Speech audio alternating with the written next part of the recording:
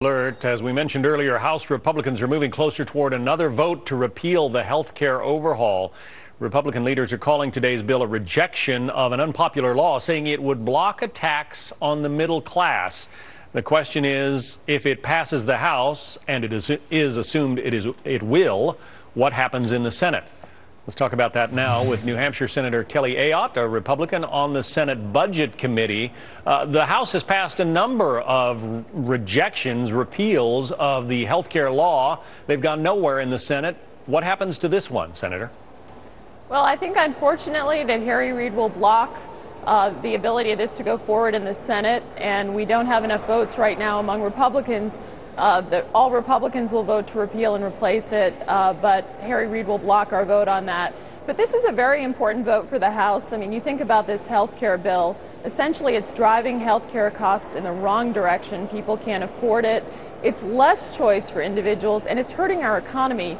You know, I had a restaurant owner tell me in New Hampshire he wants to open another restaurant, but he's not going to do it because he's worried that he'll exceed the 50 employees, and he just can't afford it with this health care law. As you know, Senator, a lot of Americans are cynical about the work of Congress, and Congress's popularity ratings are down around the 9–10% level. Some people say that having the House spin its wheels and pass another rejection of health care when it's not going to go anywhere in the Senate is a waste of time. What do you say? Well, I think that certainly the Democrats in the House should have to reaffirm that they are for a tax increase on the middle class and reaffirm their support for this bill now that they know that the Supreme Court has found it to be a tax, the individual mandate. But we also know that there's a whole host of other taxes in that bill that are going to make health care less affordable. So I do think this is an important vote for the American people to know where people stand. If the Senate were to vote on it, are you confident that the law would be upheld? In other words, might there be a Democratic defector or two who might vote no?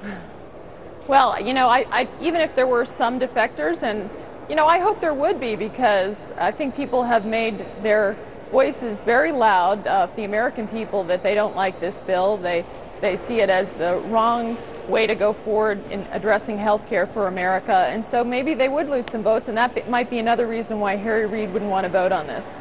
Talking about loud voices, you have been one of those critics of the sequestration, this $500 billion cut to the Pentagon budget that is coming up in January.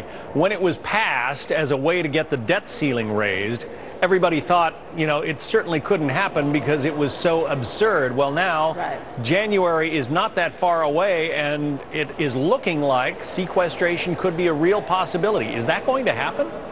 John, it's deeply troubling. I've been working on this issue, and as Secretary Panetta, our Secretary of Defense, has said, it would be like shooting ourselves in the head.